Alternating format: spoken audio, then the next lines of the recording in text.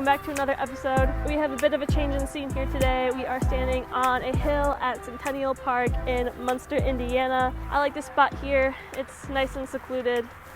Helps you gain some new perspective. Chicago is a little dot over there. You probably can't see in the distance. But whenever I find myself outdoors, kind of away from all the noise, I always find myself deep in thought, and I thought I'd share some of my insights with you guys. So to give you a bit of background story first, earlier this year, I was walking down the street with two of my friends, and I noticed that each of us had profoundly different ways of looking at the world. So when it comes to me, when I walk down the street, what I notice are things like the birds and the trees, because I'm a biology major. Now my other friend, the first thing that he started to notice were the businesses, and he was wondering how they were making money during COVID, because he's a business major. My other friend, she was noticing the automatic timers on the lights and how they work, because she's an informatics major.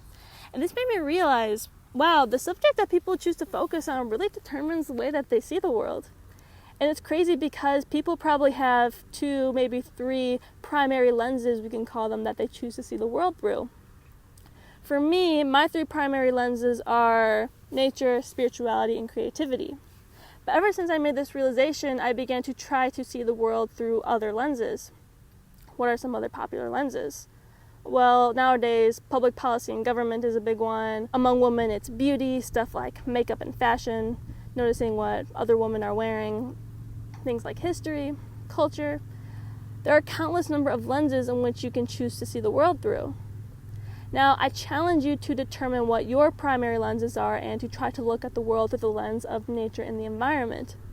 This doesn't mean you have to go out and watch the nature show. It means just being more conscious, realizing that we are natural beings living on a planet we are dependent on for literally all our necessities: food, shelter, water, air. What will happen is that you will connect to something greater than yourself and your ego will transcend. What do I mean by this? No longer will you carry the weight of the self, the mental construct that we create in our minds, which we mistake for who we are. Instead, you will become aware of the present moment, yourself, and realize the essence of who you are, which is part of nature itself. Also, nature has a healing power to it. It can help us relieve our stress and depression. It can help heal past traumas. But nature isn't healing because we aren't healing. What do I mean by this? I'll give you an example.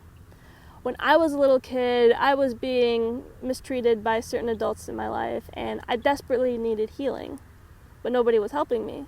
There was one phase when it got so bad that I would go into my grandma's backyard, and I was just so mad at the world, and so I would kill little animals. Me, the big nature lover, would kill little caterpillars and frogs and whatever I could get my hands on. There was this one day, though, that I caught a big orange monarch butterfly, and I slowly started ripping the wing, tearing it off. But then, out of nowhere, I just saw it, and I just let it go. And it flew away perfectly fine. Moral of the story, I healed by being in nature. The same goes for people in our society, like business leaders and politicians who exploit the environment. They believe that short-term profits of money will heal deeper wounds that they have.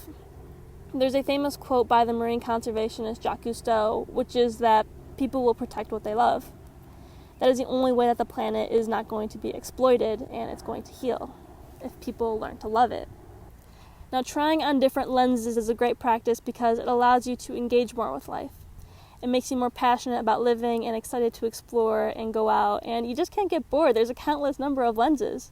The slogan for my brand is Explore, Discover, Create, because my mission is to get people to fall in love with exploring and learning, making profound discoveries, and creating a more meaningful life for themselves and allowing that beauty to radiate onto others.